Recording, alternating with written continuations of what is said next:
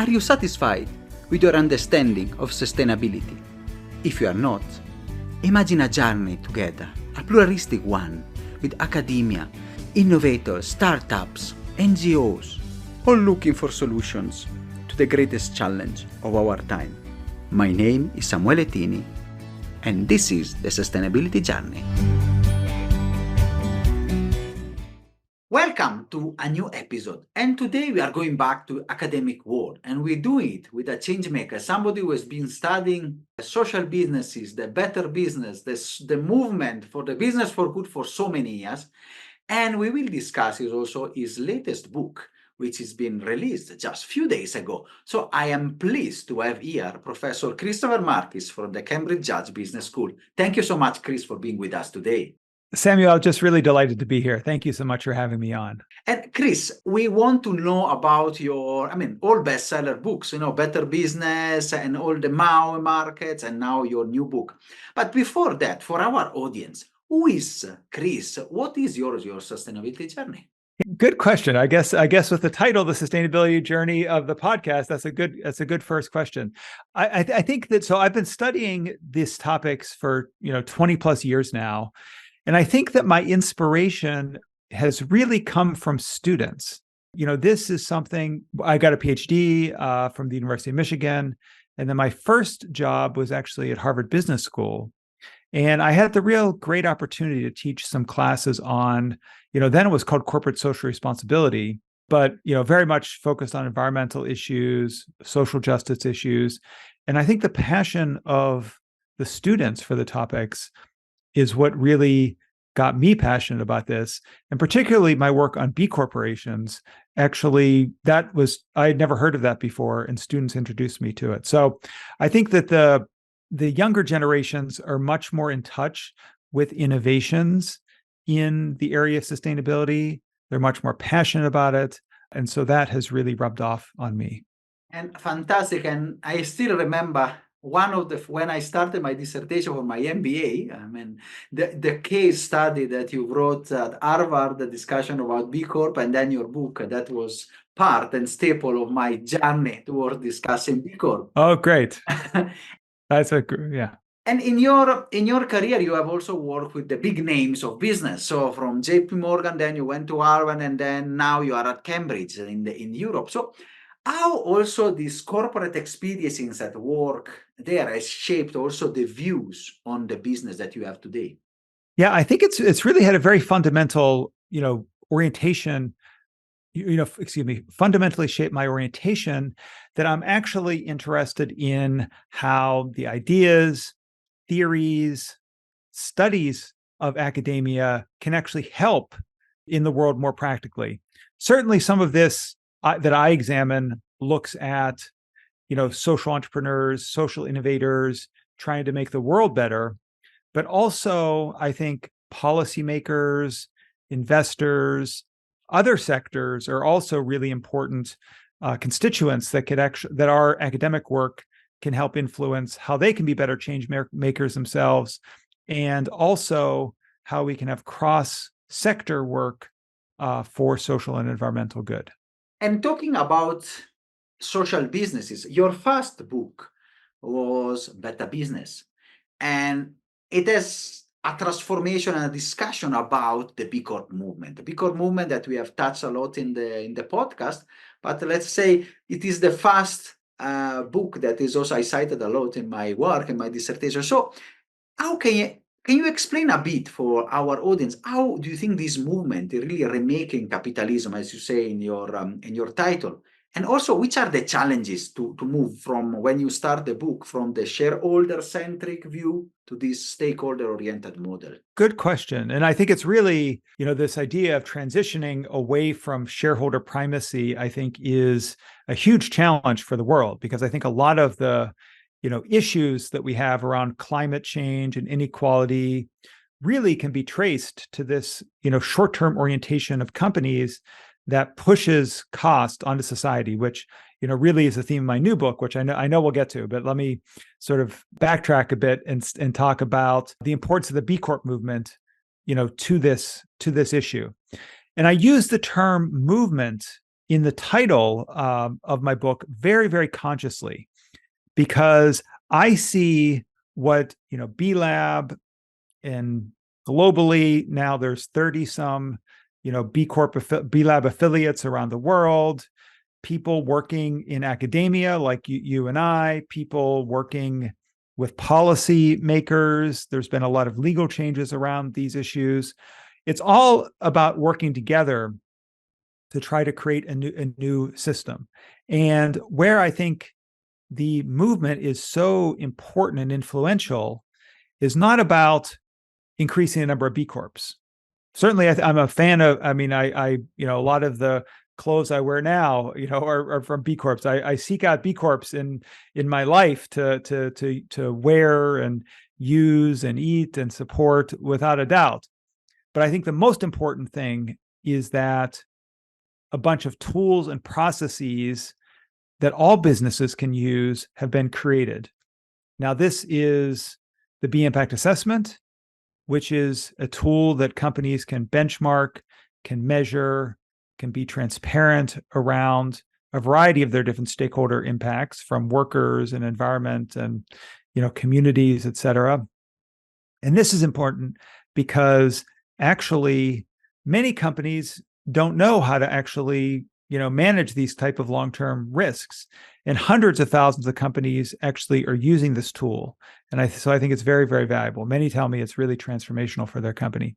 Also around corporate governance. So there's actually a new type of company sprung out of this movement called the benefit corporation. And I think this is also equally as important, because if you are not able to align your governance with the purpose of the company, this, is like a misstep from the beginning. So, I teach, I've always mostly taught at business schools, and I teach in the management area, and alignment within the organization is like management 101. And so if your legal principles are in conflict with your purpose, your company's never going to succeed. So I think that that these tools are really essential. And thank you, Chris. And it's really important. I read a couple of books in the past, and one that really touched was this Net Positive. You may know. I mean, Paul Polman was also one of the. And one sentence it really struck me. So they say, I mean, paraphrasing, that every business should consider becoming a B Corp, at least in spirit. So you've wrote the book in 2020, and of course now, how do you see now? Do you agree with that sentence? Now after of Polman, and which are your views in the future of the B Corp movement, especially you have seen now from the time you wrote the book and now and maybe the future? Yeah, in spirit, I do agree with Paul's statement. I think it makes a lot of sense that sort of all companies should be striving to be accountable and actually have greater social and environmental impact, without a doubt. But in many ways, I think that this should be the standard way to do business. So, it shouldn't be an individual decision of a company. This should be the playing field that all companies actually need to be considering their social and environmental impacts and be responsible to society. So in that way, I disagree a little bit with the way that Paul puts that, is that companies should consider. I think that the ethos and processes of becoming a B Corp should be the baseline. And I think that this actually, we're moving in that direction. It's slow, but the EU has implemented a number of different legal changes recently, from the green claims law, where companies, can't just blatantly greenwash, they could be sued as a result of that, to a new, sustainability reporting framework, which is hugely important and includes scope 3. Companies can be legally liable for what they're reporting. It applies very broadly. So I think that actually, B Corp should be the minimum for all companies. So like an hygiene factor for businesses. If you're not also making to that threshold, you cannot be considered even a business. And we are really moving towards that, and we hope that more and more, and especially here, especially now also in Africa, where we are standing. I mean, with Bila, we are trying to push that revolution of sustainability.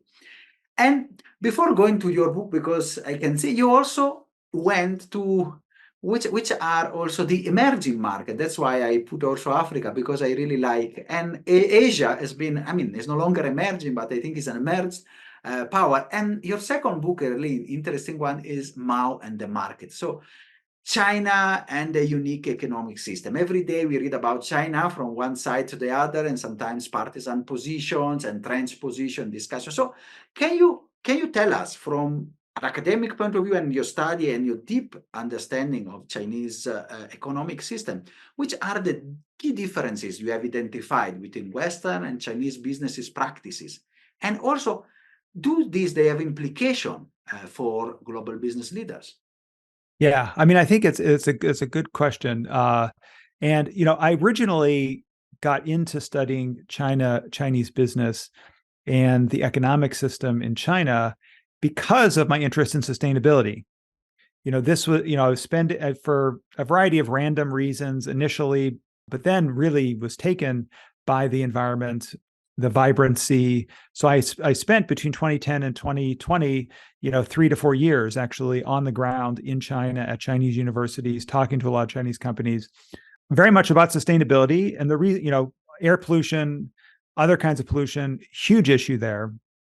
But also the government being, basically a dictatorship, can actually solve that much more easily than a place like the US, where I'm from, where it's very challenging to get any sort of decisions made given given the branches of government and the politics right now. So I thought it would be an interesting sort of counterpoint to my studies in the West to study a more top-down authoritarian country that is also more emerging, so it has a lot more pollution. So that has been the variance between more bottoms up versus top down has been one of the key differences.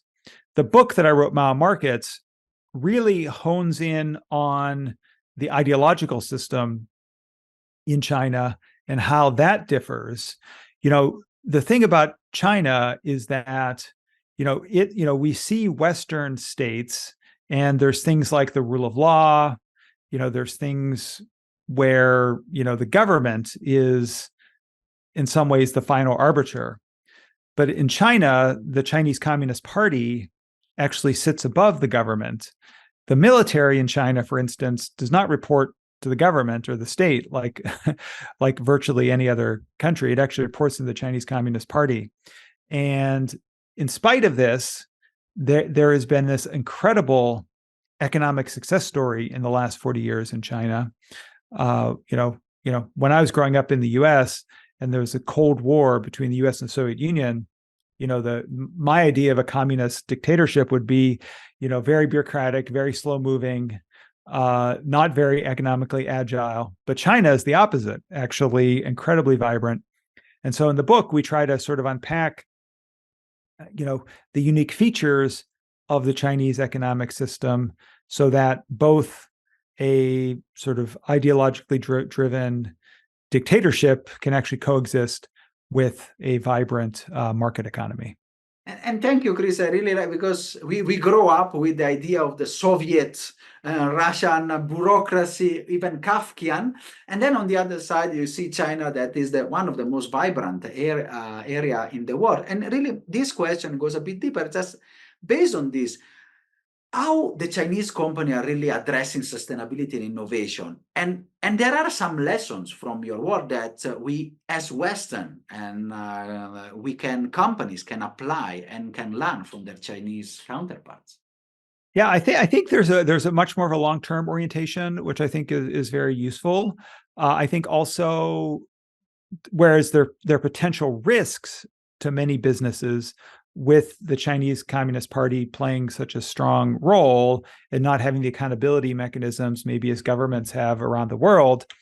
Also, if they, want to do something and want to focus on an issue, it's much easier and there's a lot more support. And I think that that's something where on the environment realm, particularly around, new product areas like, electric vehicles or solar panels, wind, the government has put in a tremendous amount of attention And as a result, you see those sectors really thriving. And in all three of those sectors, actually, China is very much leading the world. And so I think that, a lesson that I see is, the importance of, the state being very proactive in trying to create incentives for companies to innovate in these new areas, like electric vehicles. I mean, it's just incredible. I mean, China currently is leading the world in electric vehicles, and 5-10 years from now, I think the gap is even going to be bigger as their cars continue to be exported to different countries around the world. So that's some of the insight. No, and it's really one really point that you have mentioned is the long term. And this is also what you have said before, this short-term shareholder-centric discussion. I was reading the other day, finished reading a book about purpose, and where there was the insightful story about Boeing and how they lost purpose to short-termism. So, and this really leads to your book, the upcoming book, so the Profiteers. So you really discuss in the book the hidden cost of corporate action on society, the environment. So can you talk about the societal environmental cost of what you call, really strongly, the corporation free lunch? Yes, it's business free lunch, which is also summarized in the subtitle of the book. How companies privatize profit and socialize costs. So the idea being in that this it's a abstract economics term called externalities, which basically are the costs that business does not have to pay for its production, but that society or the natural environment pay. So the most famous example, or the most well-known example now, is carbon emissions. So, we have companies typically don't have to pay anything for their air pollution. Carbon into the atmosphere has created climate change, creates health impacts for people more locally, environmental damage, et cetera. So this is the free lunch. I mean, if business actually had to pay the cost of its production, many companies probably would go out of business because they wouldn't be able to actually handle those costs. I saw, one estimate around carbon emissions where I think it was like for every $10 in one location in the US, every $10 that it would cost for a utility to use a coal-fired process to produce electricity actually created $8 of health damage to the local community, and then $8 of additional, environmental effects, like, global warming, et cetera. So really, the company is paying $10, but it should be paying $26. And so many industries actually would be losing money if they actually had to pay for these externalities. So I try to identify the environmental, be it, air pollution, be it waste, be it harm to our natural world through agriculture and to biodiversity, to as well as a number of societal, social type of issues around, abuse of human rights, inequality, discrimination, which really are things that business is able to capitalize on, but actually, they should be sort of paying for that. So that's sort of a key theme of the book as far as my critique, which is captured in the title. And fantastic. It's really something. And I'm so glad that you are also one of the leading business schools in the world, because also to change the mindset of students on that, which when in our days when we studied the MBA, of course, those courses like this is externality in economic theory and finished, but it's really needs to be a cost. And how this economic system that you criticize in the book really shape the future of our society and our planet, and how us as consumer, or maybe the regulator you mentioned a bit, can act, and what we can do in taming this free lunch or free rider behavior. I think the policy plays a big role. I think that consumers can play a big role, but I think that a problem and why I focus on this as not just a neutral concept, but business has done a tremendous in my opinion, unethical disservice to humanity by convincing us that we should be responsible for these factors, not them. That governments should take responsibility, not them. So, for instance, think about all these terms like carbon footprint that individuals supposedly have. That was actually popularized by BP. They want people to think that oh, you should take it, you shouldn't fly, you should worry about your carbon footprint, when actually 70% of carbon emissions in the last 50 years have been from 100 companies, BP being one of the top of the list. So really, they shouldn't be worried about individuals' carbon footprint. They should actually think about themselves. The list goes on. Things like, recycling is actually another, plastic recycling. Less than 10% of plastic is actually recycled. But companies, instead of actually changing their packaging, or doing advertising, oh, you should recycle, when they know it's not going to get recycled. It's this horrible, actually very unethical. I have a chapter in the book called corporate gaslighting that highlights these various greenwashing and PR and other, sort of perspectives. So consumers can play a role, but I just want to make sure that we know that actually, companies are the ones who should really be very held accountable. And in the book, I do, talk about a variety of innovative companies that have actually said, okay, we see that this is a big issue around companies pushing their costs on society. So we're going to find creative ways to actually address that. So one company that I studied called Grove Collaborative, it's a company in California that sort of makes and sells a variety of health and beauty type products. And the CEO, Stu Landsberg, said to me once, he said, our biggest externality is plastic, and we're doing everything we can to eliminate that, sort of reformulation of products, redeveloping their business models so that they don't have to actually use plastic. So I think that one important lever is corporate innovation, but clearly that's only going to be, the pioneers and the innovative companies. We then need to take those innovations and have governments, really be much more stringent in how they actually are, regulating, disciplining companies. We talked a bit about the EU already, around these, plastic. I'll just continue that example. I mean, plastic is just one of many examples, but it's a salient one that we all can sort of see and know about. There's a lot of discussion around, EPR, extended producer responsibility. And these are great, important, important,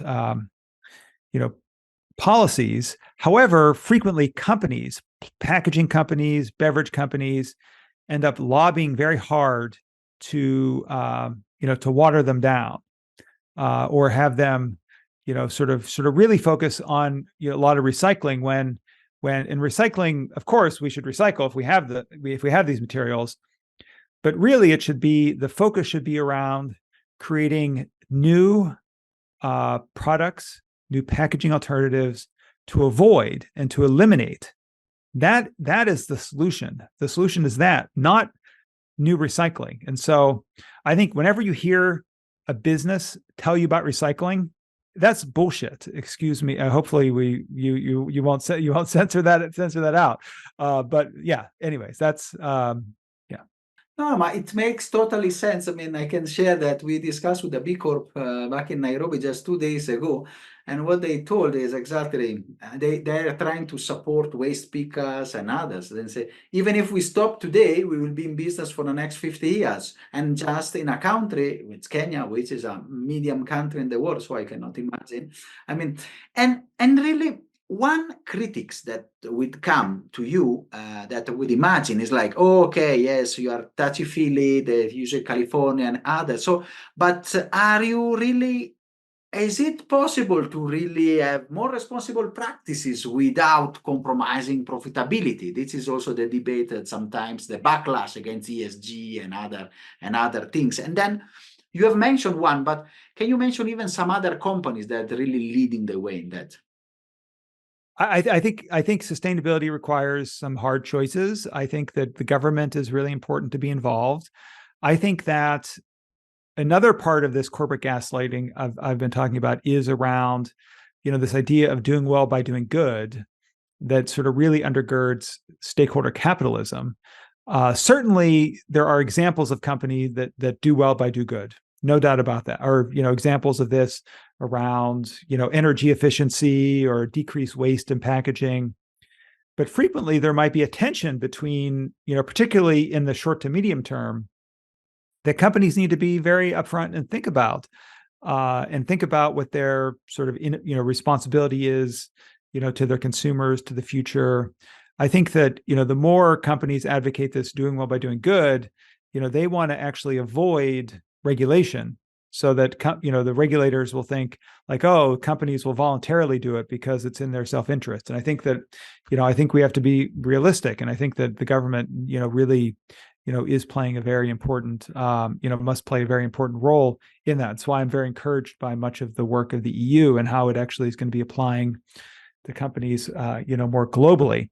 Yeah, so that's on the sort of the profitability point. You had something else about companies. So some company examples, because really I have noticed, and especially on social medias now, there is a huge, maybe political, because in the US is election year, so there is a huge backlash against sustainability, against ESG and craziness. That's really touched me, but and sometimes I think it's kind of crazy, because we won't have a planet if we continue like this in the next 15 or 20 years.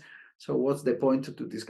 But this is this for So I think this is something where the U.S. has really, unfortunately, gone off the rails. I think that if you look at much of that anti-ESG discourse, it's actually, and if you peel back the layers of like where the laws come from, where the talking points for politicians come from, it's actually funded by a lot of these, sort of fossil fuel groups, Koch brothers, Heritage Foundation.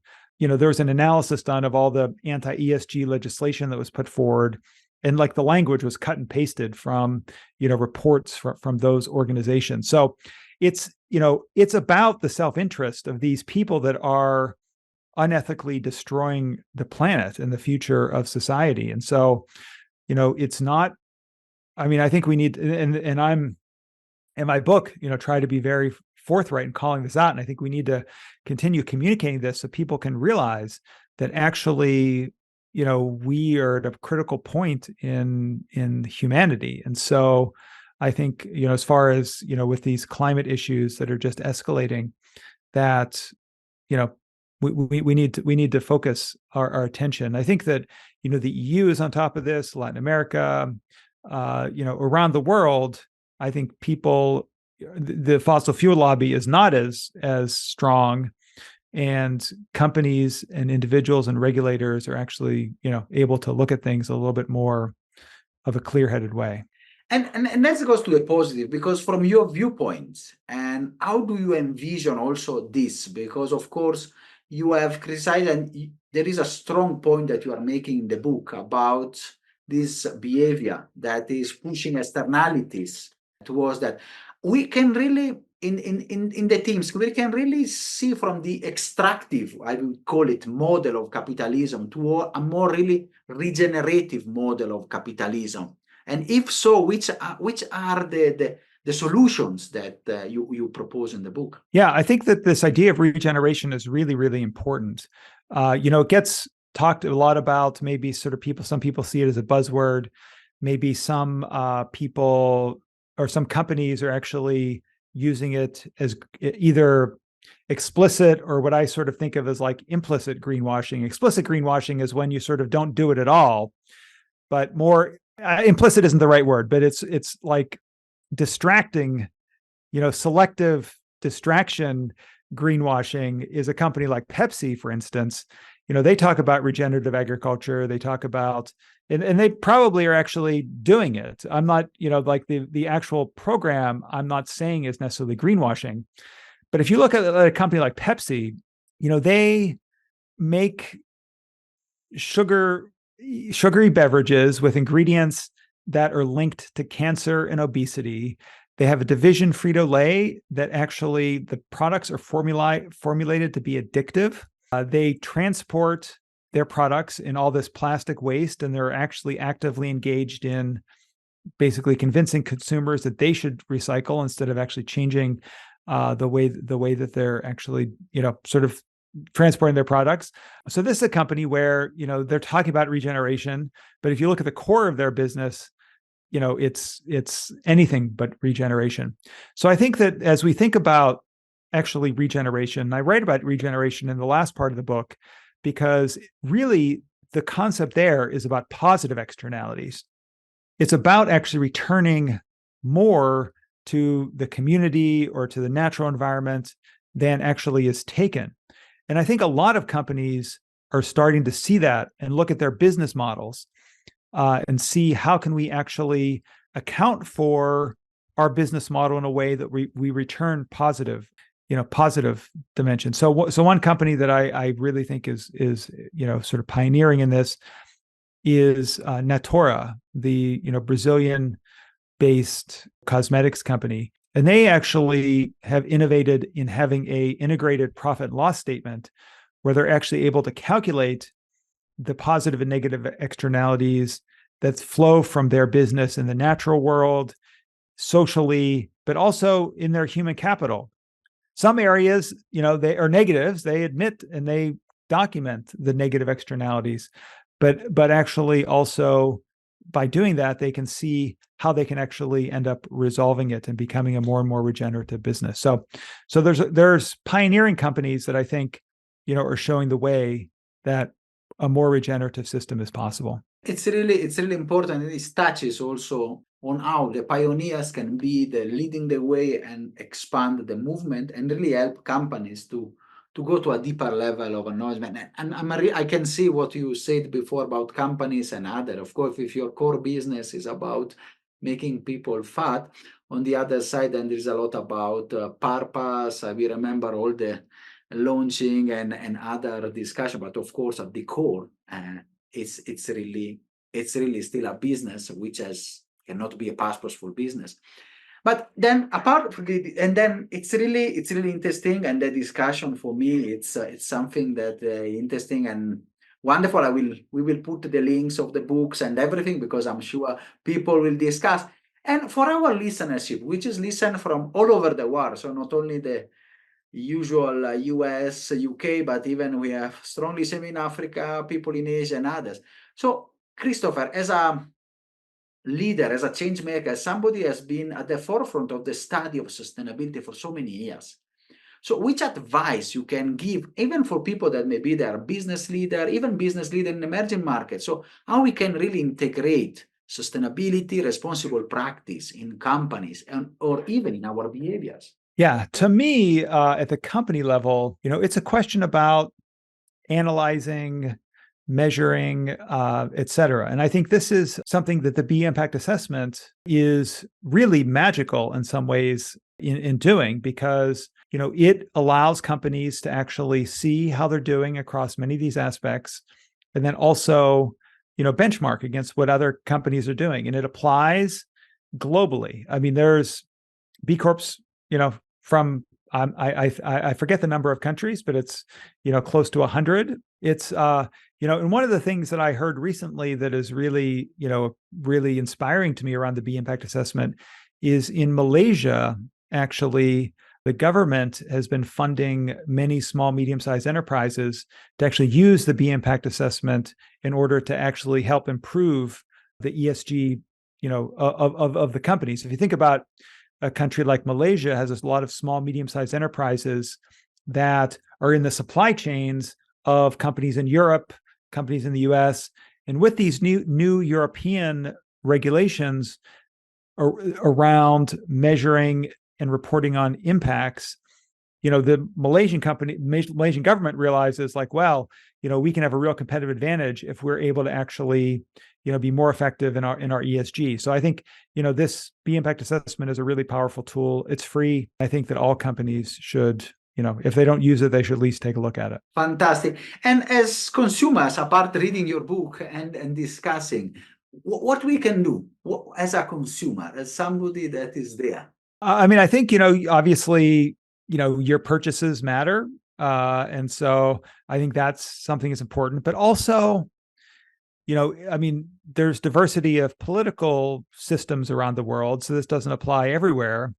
But I think also making sure that we're actively engaged citizens on these issues, and pushing a variety of, if where possible, government leaders to make sure that sustainability is on the agenda and accountability of business on the topics is on the agenda. And fantastic, Chris. So whatever you are, that's really your vote. You vote every day going to buy and purchase, but also make sure that this, and the example of Malaysia is really something that we can, even from our side in Africa, could be an important part, because we play an important role in the supply chain, and it's really important to move the wheel forward. And actually could be from this side of the world, helping the global north to become even more sustainable. So that would be interesting. So we will put, as say, all the links in the description. I think it's a book worth reading, because and it would be a lot of food for thoughts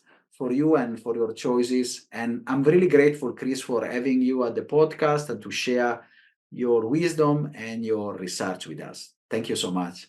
Fantastic, Samuel. Really enjoyed it. Thank you. Are you satisfied after this wonderful episode? Let's continue together our sustainability journey.